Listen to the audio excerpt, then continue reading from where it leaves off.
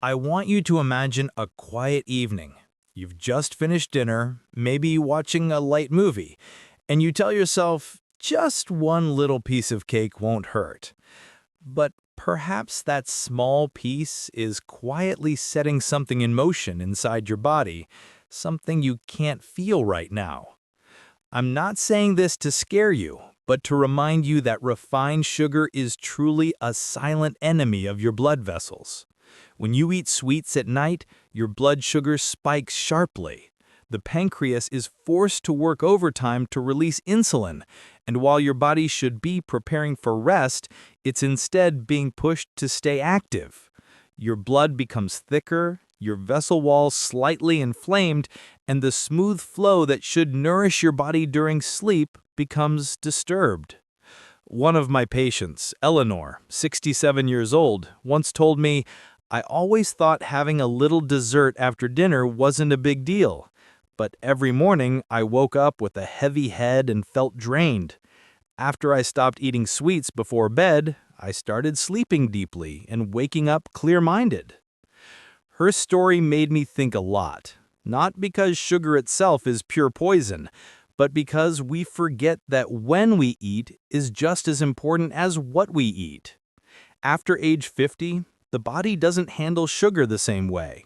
At night, every organ wants to rest, but when we wake them up with a cup of sweet tea or a slice of cake, we're forcing our circulatory system to keep working when it should be recovering. And that quiet exhaustion, repeated night after night, can lead to serious outcomes: high blood pressure, poor sleep, or even an increased stroke risk, especially for seniors. So next time you crave something sweet in the evening, try a warm cup of chamomile tea with a touch of raw honey instead. Your body will thank you. And tomorrow morning, when you wake up, you'll feel the difference not just in your sleep, but in the gentle, balanced rhythm of your life itself. I've met many seniors over 60 who tell me, "Doctor, I eat dinner a bit late, but just enough to fill my stomach so I won't wake up hungry at night." And I completely understand that feeling, the desire to eat a little more to avoid that midnight hunger. But sometimes eating to feel full is exactly what keeps you from sleeping peacefully. As we age, our bodies simply aren't as flexible as they once were. When you eat too much at night, your stomach has to work overtime to digest that large meal. And to support that process, your heart must pump harder, sending extra blood to aid digestion. Yet, nighttime is supposed to be when your heart rests, when your blood pressure naturally drops, your pulse slows, and your body restores itself. But instead, when your stomach is overworked, your heart is forced into overtime mode. I remember a patient named Richard, 71 years old. He often ate dinner late, sometimes a big bowl of noodles with meat and hot soup. He told me, "I sleep fine, doctor, but every morning my heart is racing and my head feels heavy." After some monitoring, we discovered that his blood pressure was spiking more than 25 points every night, simply because his dinner was too heavy. Once he switched to lighter meals, a bowl of vegetable soup, and some fruit, his numbers stabilized. "I've never slept so peacefully in years," he told me with a smile. You see, the body is always trying to tell us something. The question is, are we listening? Dinner doesn't need to be large, it just needs to be right and on time.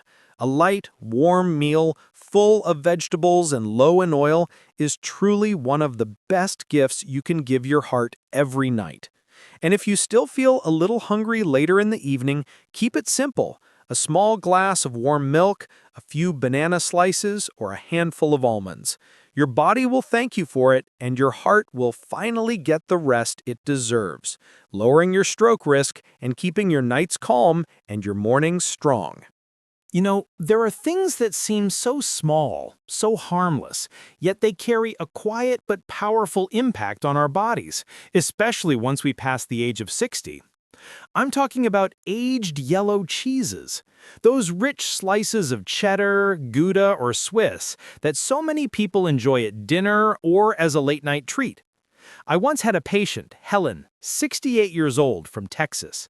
Every evening, she had a little ritual, a few slices of cheese with crackers, her way of rewarding herself after a long day. She said it helped her relax and fall asleep faster. But then something strange began happening. Each morning, she would wake up with a dull headache, chest tightness, and a hint of dizziness. When we checked her vitals, her nighttime blood pressure was unusually high, and the hidden culprit was a compound called tyramine found in aged cheese. Tyramine might sound like an obscure name, but to doctors like me, it's a red alert. It triggers the release of norepinephrine, a hormone that makes the heart beat faster and causes blood vessels to constrict. In younger people, the body can usually adapt, but for seniors whose arteries are less flexible, this can be the final drop that spills the cup, the silent trigger that leads to a stroke risk during sleep, often with no warning signs at all. Now, I'm not saying you have to give up cheese forever. What truly matters is when you eat it and what kind you choose. If you love that creamy taste, switch to fresh cheeses like ricotta or cottage cheese. They're low in tyramine, high in gentle proteins, and can even help relax your muscles, supporting deeper, more restful sleep. You see, sometimes it's not about making drastic changes. It's about replacing harmless habits with smarter choices. And within just a few weeks, you may notice the difference.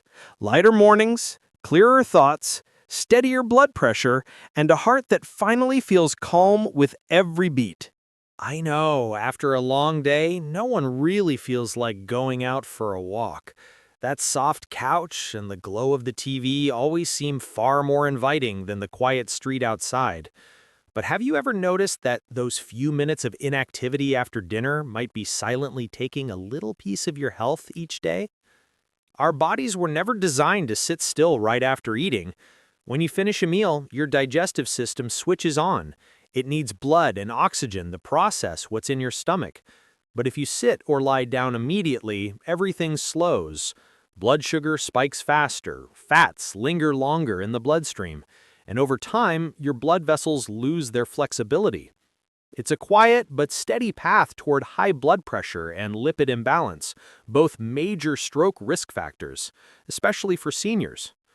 I'll never forget one of my patients, Samuel, 65 years old. He once told me, "Doctor, I can't walk after dinner. I'm too tired. I just want to rest." I smiled and said, "Then let's not call it exercise. Let's just call it a gentle walk to help digestion."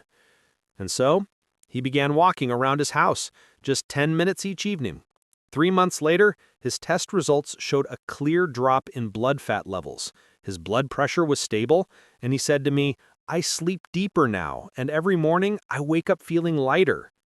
You see, good health doesn't always come from big changes. Sometimes it's found in small, consistent steps. You don't need to walk fast or far, just regularly.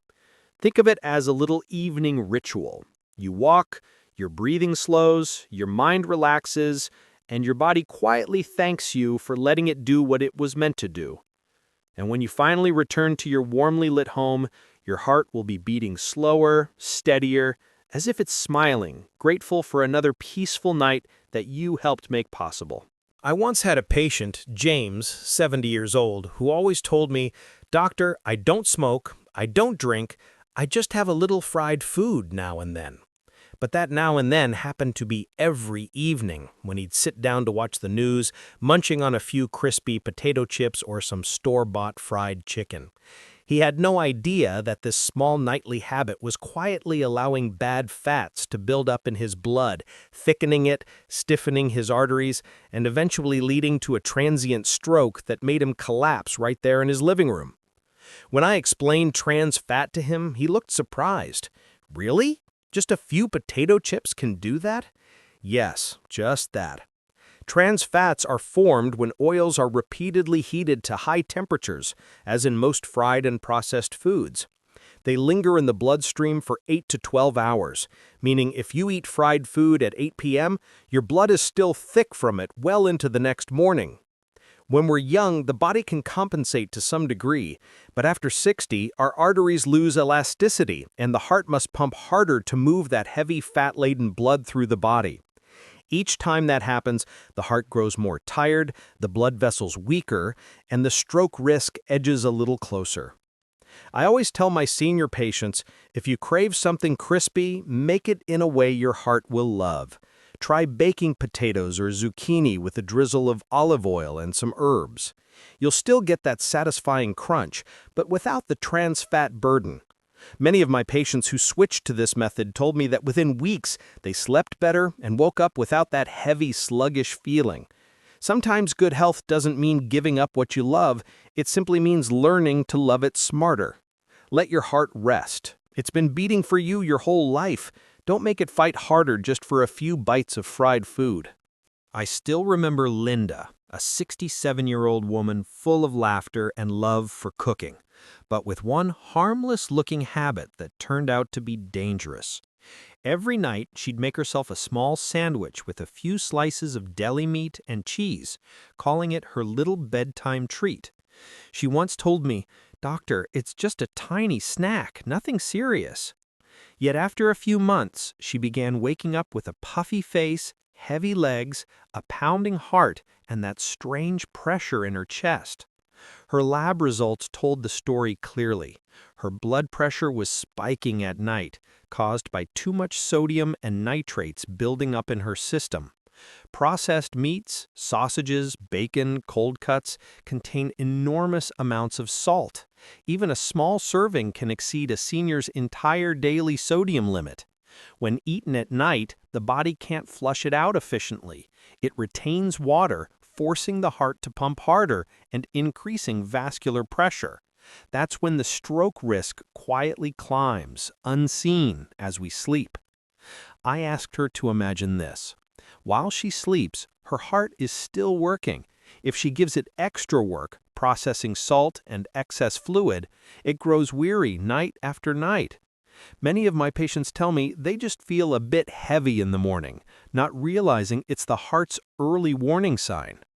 When I suggested that Linda swap the cold cuts for boiled chicken or steamed fish, add some greens and a squeeze of lemon, she changed completely within 2 weeks. "I sleep deeper now," she said, "my legs aren't swollen anymore, and I wake up feeling light, almost young again." I'll never forget her smile that day. The truth is, your heart doesn't ask for grand gestures, it just asks you not to make life harder for it. Let it rest when you rest. Sometimes a simple, gentle dinner is the greatest gift you can give your heart. And then there was Robert, 72, a kind man who loved reading the evening paper with a hot cup of coffee. He laughed and told me, "Doctor, I've been drinking coffee my whole life. Never had a problem." But recently, his nights had turned restless. His heart raced, his sleep vanished, and every morning he woke feeling as if he hadn't rested at all. When I asked what time he drank his last cup, he said, "Usually around 8 p.m., keeps me awake to read the news." That harmless ritual was quietly disturbing his sleep cycle and raising his blood pressure. In older adults, caffeine can linger in the bloodstream for more than 8 hours, keeping the brain and heart in a constant alert state, even when the eyes are closed. Imagine this. Your body wants to wind down, but your heart is climbing a hill, beating fast, while your brain can't release melatonin, the hormone that signals deep rest. The result? Chronic insomnia, daytime fatigue, and a heightened stroke risk from long-term heart strain. One of my patients, Elena, decided to quit coffee and black tea after 2 p.m. 2 weeks later, she smiled and told me, "I had no idea sleep could feel this peaceful. I thought insomnia was just part of aging. Turns out it was my evening coffee." If you crave something warm at night, try a caffeine-free herbal tea, chamomile, peppermint, or ginger. They relax the vessels, lower heart rate, and guide your body gently back to its natural rhythm. At this stage of life, sleep itself is medicine, stronger than any pill. Give your heart and mind the peace they deserve. Sometimes the best thing you can do for your health is simply to let yourself rest. I remember Patrick vividly, a 70-year-old man, strong, active, full of life. But he had one habit he thought was harmless. He avoided drinking water at night so he wouldn't have to get up to use the bathroom. He did this for years, until one morning he woke up with numbness on one side of his face and arm. Thankfully, it was only a transient stroke, but it became a warning he would never forget. You see, even while we sleep, the body still needs hydration to keep blood flowing smoothly. But when you go to bed dehydrated, your blood becomes thicker, moves slower, and for seniors whose arteries may already be stiff or weakened by heart disease, that's like lighting a silent fuse inside the body. It only takes one small blood clot to form, and life can change forever. I often tell my patients, your body is like a garden. If the soil dries out, how can anything grow? The same goes for your circulation. Your blood needs to be watered consistently. Just a small glass of water, about 150 to 200 milliliters before bed, can significantly lower your stroke risk by preventing nighttime clot formation. One of my patients, Elaine, 65, used to wake up dizzy and groggy every morning, thinking it was due to poor sleep. But after she began drinking a small cup of warm water before bed, she told me, "I don't wake up with that heavy-headed feeling anymore. I sleep deeper, and I feel clearer in the morning." I understand, for many older adults, the fear of nighttime urination is real. But if you drink the right amount, at the right time, about 30 minutes before bed, your body absorbs it well, without discomfort. Think of it as a gentle bedtime ritual, a quiet reminder that you're still caring for yourself, softly but meaningfully. Because sometimes one small sip of water before sleep is the simplest, most powerful way to keep your heart beating peacefully through the night, steady, calm, and alive. If you find the content in the video above meaningful, helping our loved ones equip themselves with more knowledge to protect their health, please subscribe to the channel so we can have the opportunity to share knowledge together to protect our health.